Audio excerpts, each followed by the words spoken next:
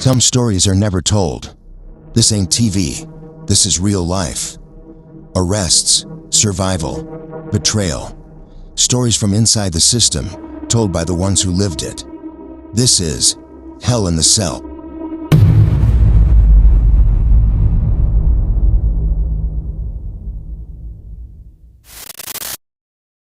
You will not be charged for this call. This call is from Shane Hardy.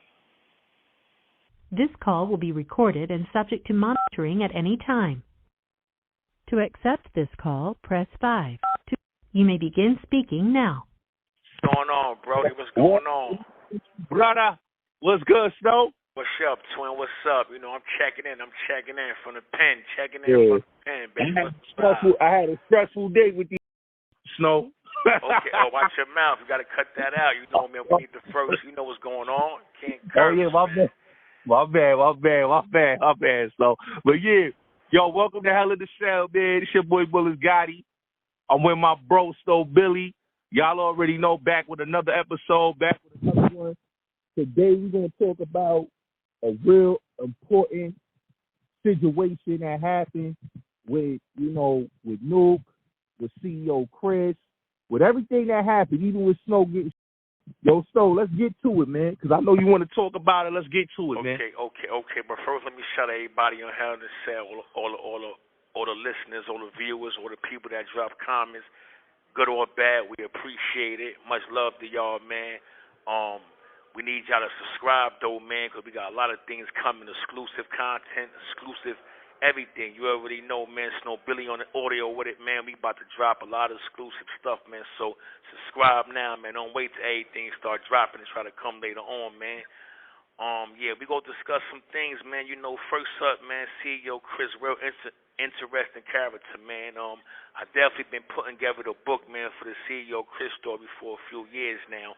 So we gonna also offer that up to the platform, to the viewers, to the subscribers, to everybody that subscribe to us and part of our whole Hell in the Cell movement, man. But yeah, CEO Kris, real interesting character, man. Where can I start with CEO Kris at? All right, for the Nuke situation, man. For much as I can say, man, CEO Kris had Nuke on a real dummy string, like, you know what I'm saying? Like he was like the puppet master to Nuke, man. You know, he was sending Nuke on all kind of wild goose chases, man. One time he had Nuke going to drill, right? And Nuke ain't know that CEO Kris was just sending him down a rabbit hole, man. Right? So boom, right?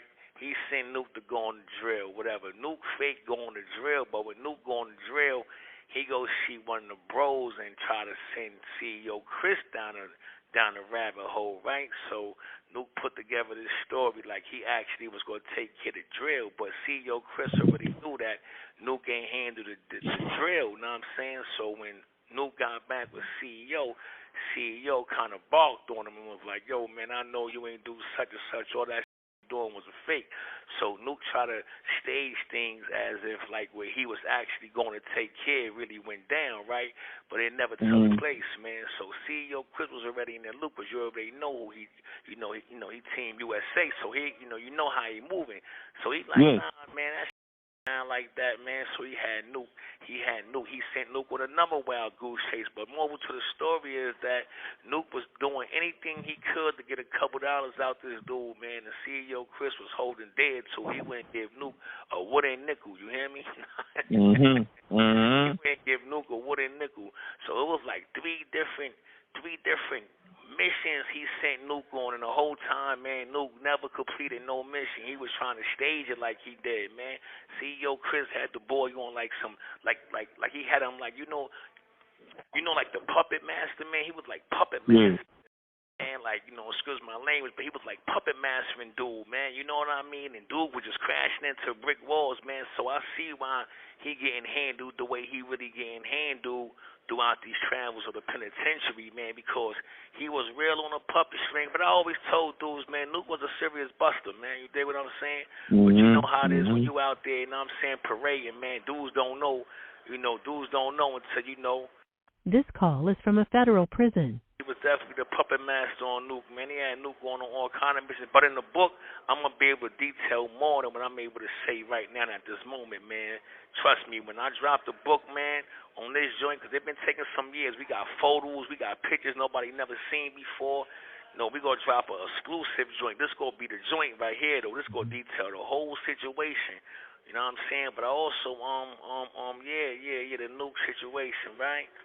And another thing, we had was one time CEO tried to start his own set, man. You know, he'll wake up, man, and he'd tell dudes, yo, man, I'm starting my own joint. And you know, a million of them was so tricked by the money, man, they was actually really trying to get him to start a branch off of the Billies, man. And I'm like, yo, man, this is crazy. Yeah, man. It was crazy. He'd just wake up and pop out of nowhere like, yo, I'm gonna start this. I don't care what say, and dudes would be like, yo, you can't do that, man. Like, it don't go like that, man. But you know, for the money, man, dudes would do anything, man. So you know, man, he had to be put like, yo, you can't work like that. This thing don't go like that just because you got a couple dollars. You just can't wake up in the morning and say you go put this together. But he was almost getting away with it, man. You know, for a minute, man. You know what I'm saying? So yeah, man, CEO Kris is a mean story behind him, man. And the other thing, when he got shot, see, a lot of people don't know CEO got shot either. You hear me? Yeah, now a lot of people don't know he got hit, man. You know, we got the exclusive pictures of that too. He got hit in the leg, man, playing with some dudes, man. He had deaded some dudes on probably 200,000. You know, he was a real crumb dude, man. He could, even though he was worth a few M's, man, he would even dead you on 200,000. You dig what I'm saying? Like, yeah, he would dead you on it, even though that should be small change, but it's not really small change. Because 200,000, you know, regardless of anybody, is still a lot of money if you know what to do with it. It's a lot of money. You dig what I'm saying? So, you know, he deaded some dudes, man. You know, when he deaded these dudes on that 200,000, man, he was coming out the joint one day, man, and niggas fired on him, man. And niggas ain't care that he was down with 10. I guess, you know, man. He called me like, yo, man, I'm hit.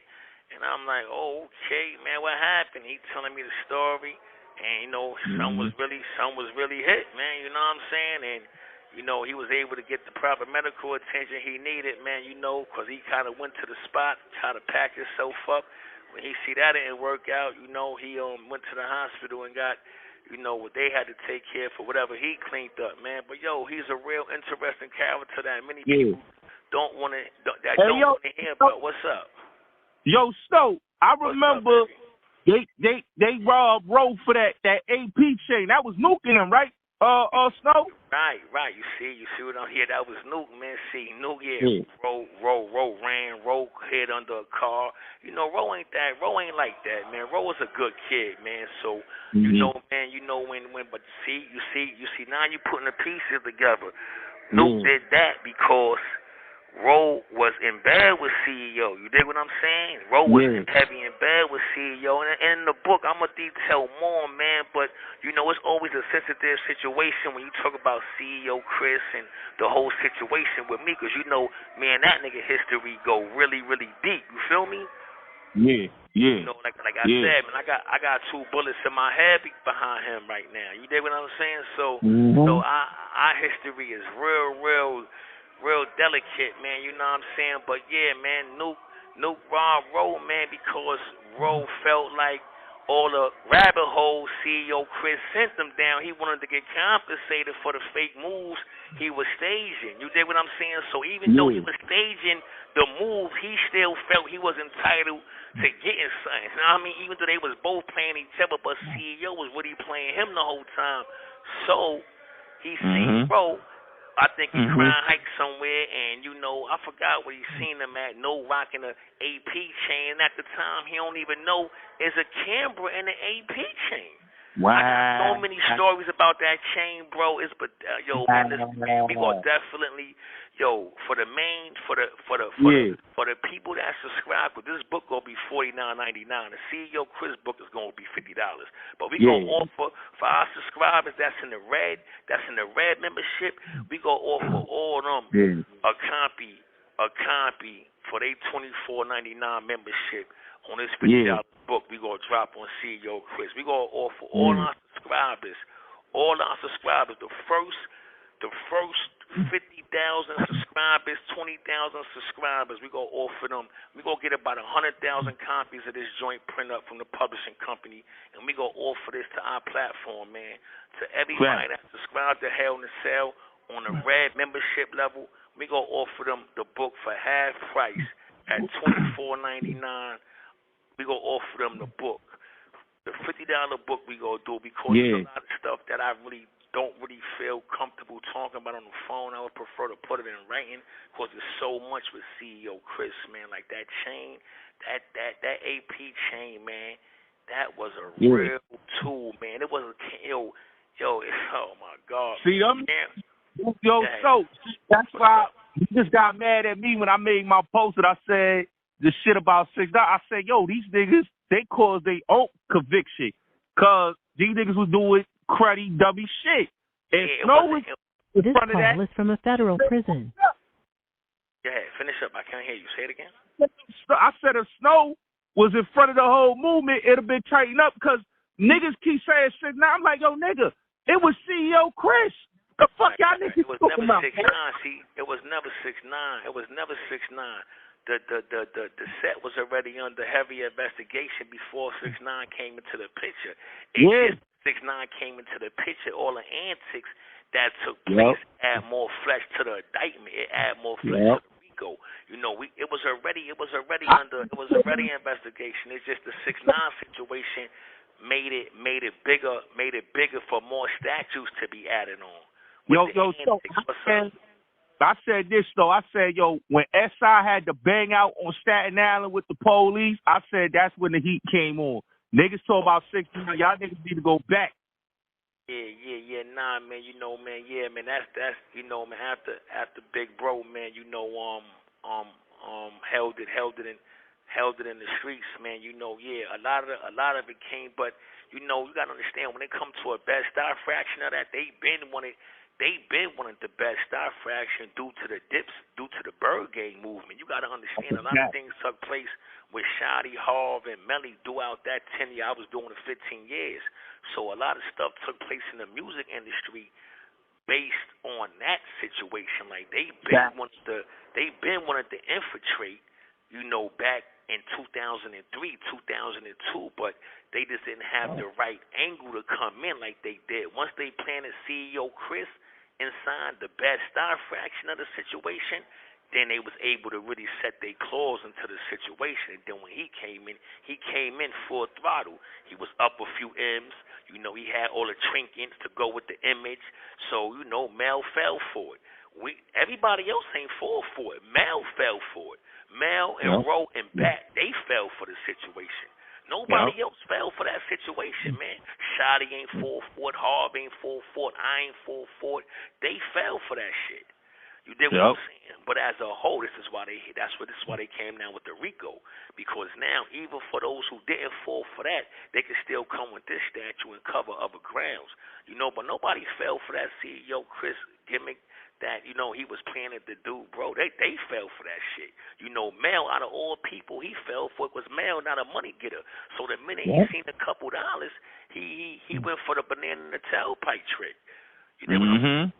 That was the banana in the tailpipe trick. You got to understand, Mel not a money getter, man. Mel don't never get no money. Mel was only getting money that Jim was throwing to him. You dig what I'm saying? But as for having money on his own terms, I took care of Mel. I'm the one that, when I come from out of town, I'm the one that makes sure Mel got this, that, and the dirt before Jim came into the picture. Now, I went away for them years, and that's when Jim came into the picture to pick up the weight that I was already carrying when it came to taking care of Shorty and all that. You know what I'm saying? He neighborhood bound. He ain't gonna never leave the town. That nigga's a Gates Avenue nigga. He staying on Marcus Garvey all day, man. That nigga don't know nothing about going out of town and doing and getting no money. That was never his style, man. He was just a poster boy. You dig what I'm saying? Yeah. You could tell, cause so like niggas been new. Mel ain't had a whip. Mel ain't had none of that shit, bro. Mel had got that bullshit 525 BMW, and that shit kept getting repoed, man. He had to keep putting that shit in different garages and Crown Heights on Troy Avenue. He got to keep moving that shit around, man, because that shit kept getting repoed, man, and Jim wasn't helping him no more, man. The only thing Jim was doing was coming around, smoking weed with niggas and pulling off. You dig what I'm saying? That's why I had to stop Mel from trying to backdoor the nigga one day, like, yo, bro, because, you know, Mel felt like he didn't want to leave the rap game broke. So he'd tell me, like, yo, homie, man, I'm ready to do something to Capo, man. I'm like, yo, you can't do nothing to Capo, man. You can't, you know, as much as I don't really fuck with Jim, I said, you can't really knock Jim. Jim did show you the way. You just ain't take it to your ability to take it further. You know, you can't hate Jim.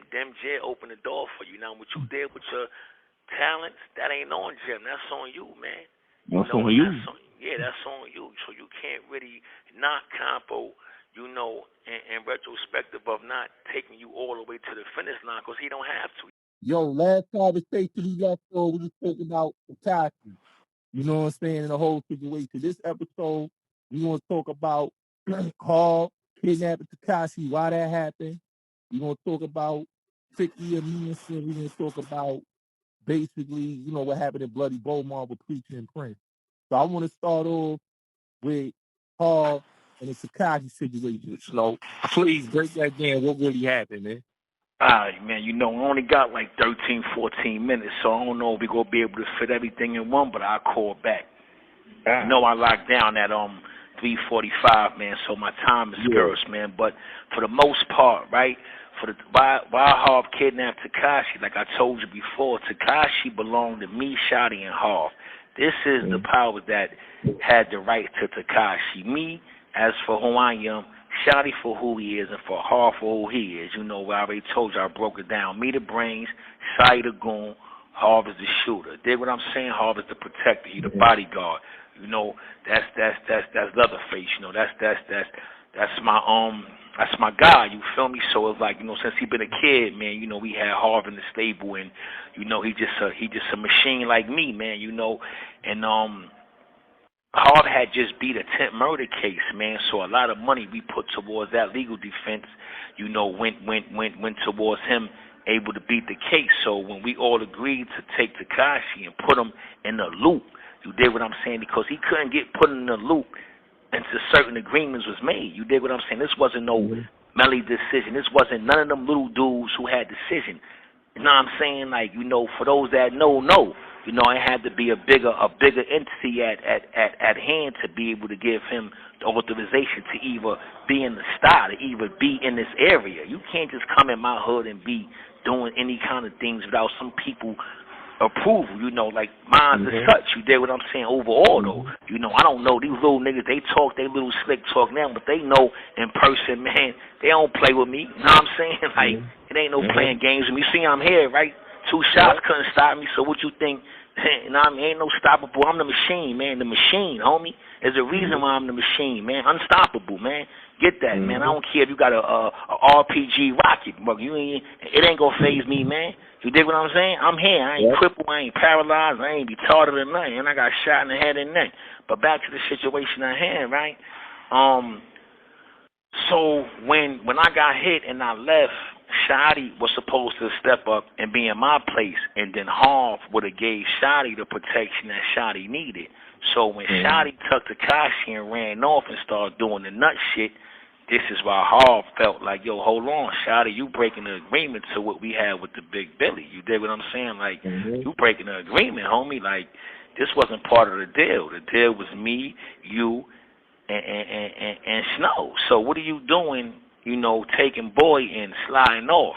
And this is when Shotty did that. That put Harv in a bad situation, you know. So now Harv feeling like, hold on, man, you going against everything that, you know, we all sit at the table and talk about marketing him and putting him amongst his light, and he couldn't go for that. This is why when you see when he snatched him up, the first thing he said from the dude that was already made a deal with the Fed, the driver, you hear Harv on the tape saying, yo, where your man Shotty at? Where your man Shotty at? Because now Harv want to confront Shotty like, yo, why you breaking protocol, though? And you know what we all had established with this boy already. You dig what I'm saying? So now Harv felt like, you know, niggas was cutting them out the picture. Not me, because I was on Rikers Island fighting a parole violation, a 36-month hit.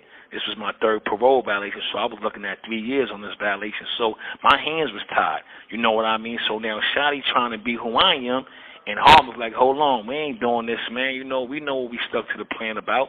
So this is why Harv kidnapped Tekashi based off the rules that Shotty went against all the agreement we had to take this boy to the level he needed to go on. So that's why Harv had to get that. It wasn't, his beef wasn't with Tekashi. You know what I'm saying? His beef was against Shotty.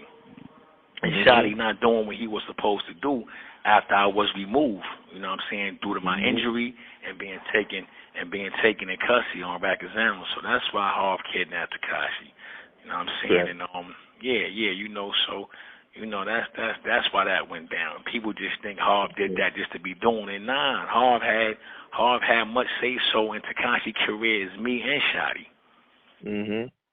Right. So what's up? What else? What else is going on? You know, right now, Snow, I saw something with 50 in the news lawsuit, and one of somebody that was working for him got a lawsuit that basically she trying to say that 50 basically wanted her to tell on Monsta, because Monsta, they said allegedly in the paperwork that allegedly they said he had took $600,000 in a car, and basically she is saying that 50 told her to do this.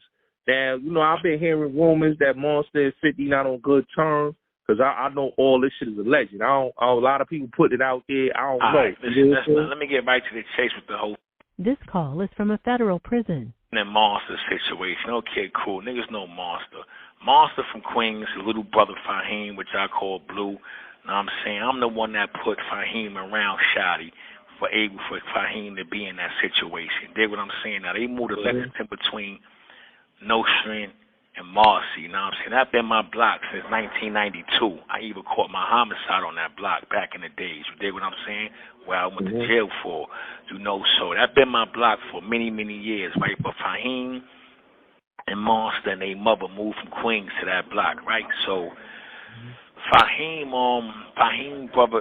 don't really get along with his brother Monsta. They got a lot of different sins from a lot of my comrades, you know, dudes. I don't really want to name them right now, but shout out to Ball, Monsta Ball, shout out to Sticko. Them the guys right there. Those is my brothers, man. You know, and they was part of 50. They ride with Monsta and all that, you know what I'm saying? And Monsta basically, man, did that to Fifth, man, you know, allegedly, because Fifth ain't want to put the money up to pay for Monsta mother hospital bills and everything. So when Monsta asked Fifth, you know, to put up a couple dollars, man, Fifth got cute, man, and Monsta, you know, had to take that bread out the safe up in the mansion he had up in Connecticut at the time. So that's why that situation happened like that. You know what I'm saying? Then I guess they went down to Charlotte, North Carolina. You know what I'm saying? He bought his mother a house, whatever. I think they off of Lexington Avenue now. You know what I'm saying? But Monsta is really a mama's boy, man. Like, you know, he really loved his mother, man. So it ain't nothing that boy won't do for his mother, man. And people that know, Monsta will go to the inner hell like anybody would do for their mother. But you know, you got some people that's really mama's boys, and he one of them dudes that's really a mama boy. So when Fifth didn't give Monsta the money, you know, that Monsta needed to take care of his mother hospital bills, man, Monsta did what he only know to do best, man. Let me take this shit from this dude, man, and, you know, make the best what I could do with it. So that's why that fallout is like that, man, you know what I'm saying? But I don't really know Fifth, you know what I'm saying? You know, I hear some things about him, but I don't know Holmes, man, and, you know, you hear things about a lot of people, but you know, whatever that situation, you know, like I said, that's my block right there, Lexington. Shout out to Lexington between Nostrand and Marcy, man. You know what I'm saying? Rest in peace, Buck. You know what I'm saying? That been my block since I've been a kid, man. Really, man, since '85, man. My aunt Lucille used to live on that block, and my little cousin Brian. And then after they had a big housing thing over there with the Louis Armstrong, she moved down to Lexington between Tompkins and Marcy. you know, they had to move a block down because they had some renovation shit they was doing on that block. But, you know, that's the first block I really bagged up an 8-ball on the roof, man. You know, the same building I caught my smack in front of. But that block is very dear to me, man. You know, that's a very dear block to me. But hey, what's up? No, time for my niggas. Start. Yo, Fab just called Chano out on the show. Said when he said Louis Armstrong, he said, "Yo, that ain't the project." He checked on that. Yeah, Louis Armstrong ain't the project. That's just that's apartment development, man. There ain't no projects, man. You know, that's what I was saying. That's why that day everybody be asking me now, like, yo, what up? I heard you talk about, man, what lobby you from? Somebody from Florida told me that today when I was up at program, man. I was like, yeah, you know, that thing, I think that thing got like 400,000 views right now, man. You know, he was like, yo, I seen the joint when you was like, yo, what lobby you from? Because I'm like, yeah, like, you from Louis Armstrong. You got to understand, that's my hood. I'm a star nigga, man. You know, I ain't, you know, I don't promote that shit, but if you know me, you know where I'm from. So, you know, it was like, you know, when he said he from the projects, but he went to remixing and say he talking about dudes that from other projects. But, no, I'm really from the projects. I'm really from Tompkins Projects, and I'm from Roosevelt Projects. My father from 200 Troop Avenue, 12E, and my mother from 128 6th Building, 7B. So, you know, I really grew up in them lobbies. You know what I'm saying? Like, This call is from a federal prison. You know, do things in them lobbies that a lot of people don't understand that lobby life, man. Niggas don't know about coming down the stairs with your joint out. You know what I'm saying? Don't know if a nigga gonna be waiting for you on the first floor, take the elevator to the second floor and get off and walk down to the first or cross the roof from 200 to 212 and come down on Troop Avenue side. Or if you in Roosevelt, you know, like I said, so when you talk that lobby shit and a real authentic dude that's really from these places, hear that shit, it's like, my nigga, what lobby you really from? Because Louis Armstrong, Clifton, or Nostrand, Lexington, them just ain't got no elevators and no lobbies, nigga. You tripping, homie. Who you talking about? Who you making reference to when you... But I guess he cranked it up with saying he talking about that dudes that's from the projects and all that. But you ain't from the projects, nigga, so I don't want to hear that lobby shit, nigga. What the fuck are you talking about, nigga? Well, I was shocked when Fab checked the all that stuff. I ain't even think See, because Fab from Brevoy, right? See, Brevoy, don't get me wrong. Okay, Brevoy is like an old citizens project. Brevoy is the projects where, how can I put it, a lot of dudes' grandmothers live at. You understand what I'm saying? So it's like, okay, cool, a nigga moms was a crackhead, and now the grandmother taking care of him now. So she live in Brevoy. Brevoy is a project, don't get me wrong. It is a project, hands down, but it ain't like where I'm from. You know, I got wild niggas from Brevoy, Bruno, Ra. You know, I got a few dudes that I fuck heavy with from Brevoy. But it ain't like my projects, like Tompkins Projects, Roosevelt Projects. You know what I'm saying? Like, it ain't them joints. You know what I'm saying? Like, you know, I'm from Tompkins. I'm from Roosevelt. My father from Tompkins, my mother from Roosevelt. So I always been back and forth. I spent 1 week in Roosevelt, 1 week in Tompkins. You know what I'm saying? So I really come from that gutter. I really come from the incinerator next to my apartment building. I really come from them pissy elevators and them, you know, got to walk over 20 different puddles of piss and all that. You dig what I'm saying? Like, I really come from that oil you all on the elevator doors inside to keep the smell down from housing. I really come out the elevator and the nigga laying there with a sheet over him, no, man. Like, so when you talk that lobby shit, it's personal for a guy who really had the experience, and I don't even explore the projects like that. Because it ain't that I ain't proud from where I come from. You know, some things ain't need to be talked about, you know. So he went off to try to make a song about it to gain monies off it, you know, to gain financial gain off it. Flops, though. That's why the album flops. You said what? That's why the album flops, no? Because niggas don't believe it. Right, you trying to exploit dudes like me, my real life history growing up in these projects just to make monetary gains off it. Like, that ain't cool, homie. Like, niggas really had to experience these hardships growing up in these projects, man. You dig what I'm saying? So, you know, it's crazy, but we go get into that bloody Beaumont story with the, you know, with Preacher and Prince, man, on the next call, man. Definitely, Snow. Definitely.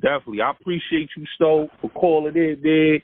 You know, every time we do these episodes, you know, the streets be like, yo, Snow killing him, my nigga. Hey, yo, I want shout them out. Hey, yo, Snow, Polo says salute. Polo was in the chat. He said, "Yo, tell Snow." I said, "What up?" So Polo wanted to tell you. Yo, tell Polo, man, appreciate him, man. You know, listen, I'll be home, man, in a few days. I just signed some paperwork, you know, man, and everything looking good. In a few days, man, I'm gonna be on the set, man, and we gonna make this shit go through the roof, though. Once the visuals hit, man, we might as well be on the Optimus 4 if they got one. You hear me? You know what I'm saying? So, yeah, we coming hard, man. Like, we going to give the peoples what they deserve and what they need, man. So, let them know. What we really going to talk about this time, as you know, Bloody Beaumont, Preaching Prince. You know, Prince talked about it online. A lot of people talk about it online. You know, let the people know, Snow. You already know, man. Yeah. Well, you know, USP Beaumont, that's down in Texas. That's a big federal compound complex.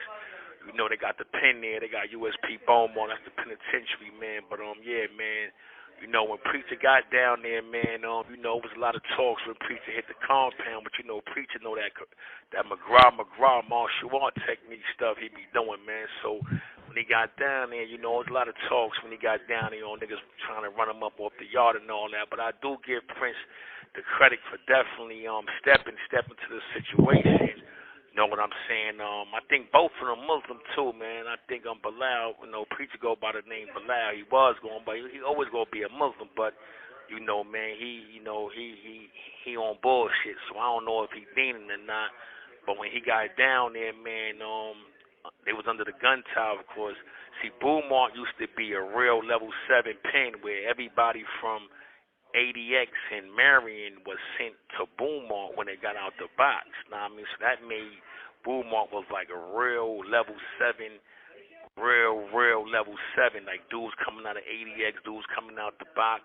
Marion at the time, they was all coming in Beaumont when they got out the joint, right? So that made it real hostile, real violent. That's where I got the name Bloody Beaumont from. But when they got down, when Preacher got down there, man, them niggas went gun to gun, man. But you know, Preacher know that arts, man, and Preacher swept Prince off his feet, man. You know, he swept Prince off his feet, man, and you know, he let him, you know, he let him get up and all that. But you know, he could have did Prince, you know, dirty, man. You know, but you know, he was just like, yo, you know what, man, I ain't even gonna do him like that, man, and he just, you know, tuck it on the hop, man, walked himself to the box, man, and got up off the pound, man, you know, tuck his knife with him and got up out of there. But he definitely could have, you know what I mean, had his way, man, with Boy, man, you know, because he definitely swept him off his feet, man. So that was a real good, situation, man, for the books, man, when they hit the FBOP. That was a real big thing. What's up?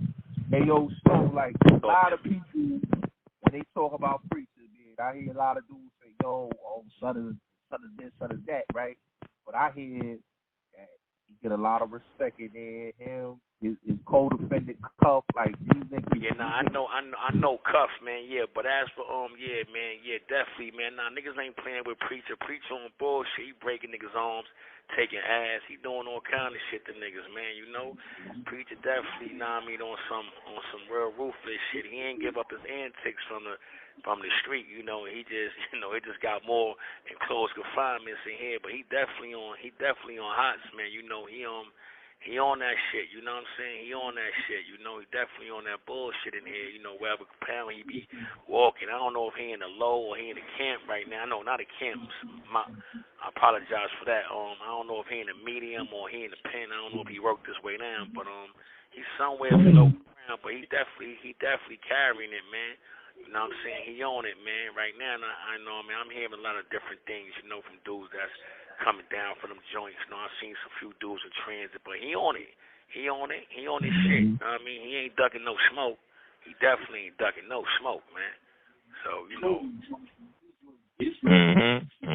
That's a fact. No smoke, you know what I'm saying?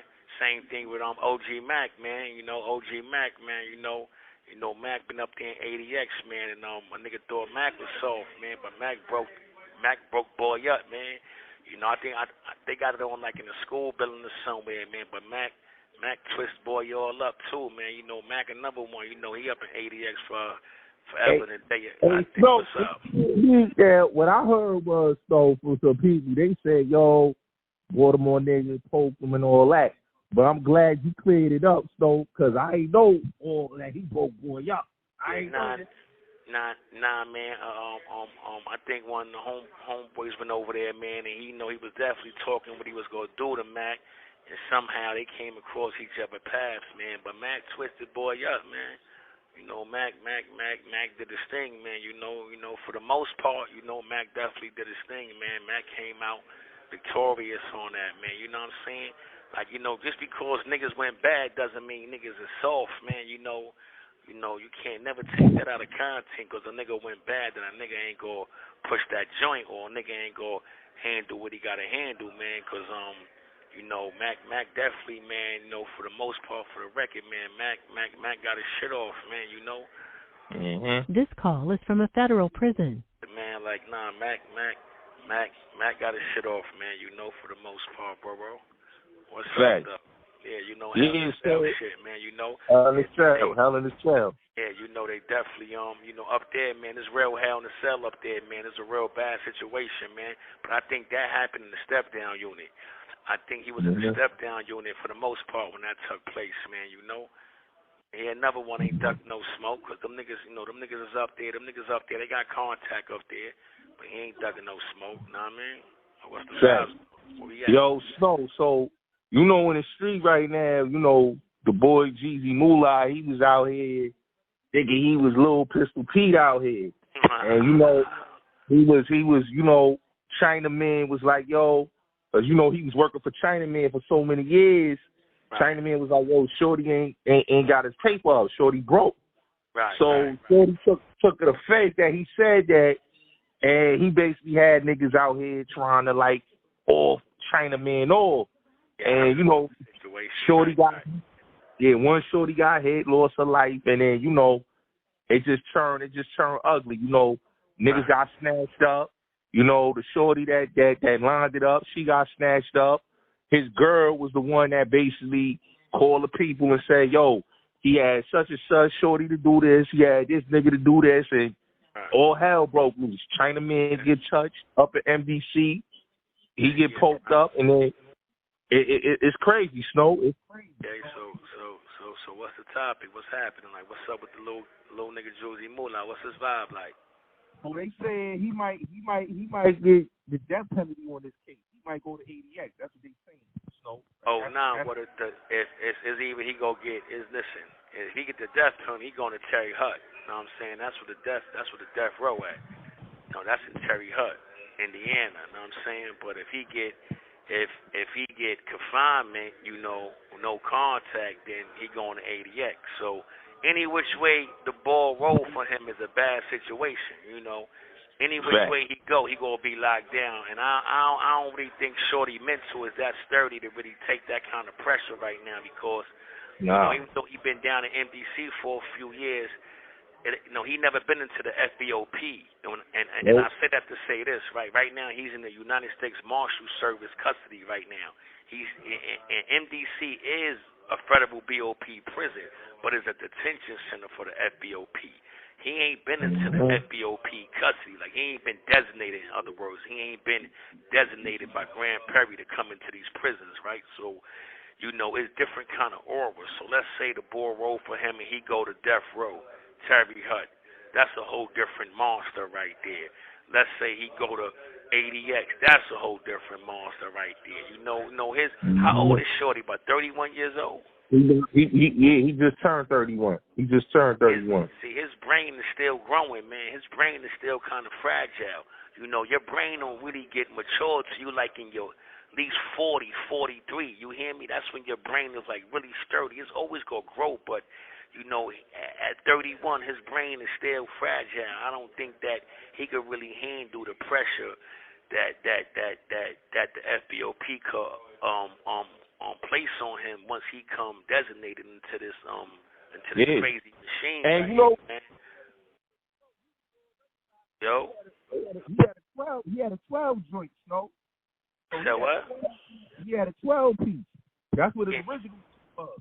And then with this whole situation, he about to face that serious time. That big, he about to go to the too. Yeah, man. He ain't. It's gonna be a lot for Shorty, but I wish him the best, though, man. Prayers first, shorty, man, because this right here is a mean machine to come into, man. So, you got to really be mentally strong, man, to go through what these people going to put you through, man. For his situation is bad because, he's still young, man, and, he had a little active life out there in that little scamming world he had going on.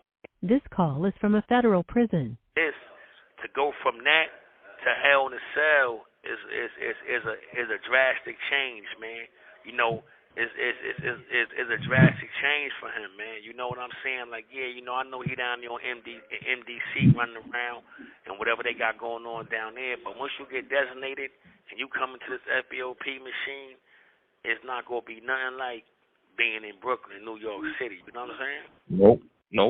Not at all. Once they get them to that the landing port where the airplane is at, and I rode that plane many times, man. That plane is mean, man. They put you so high in the sky, it feel like you in space, man. You hear me?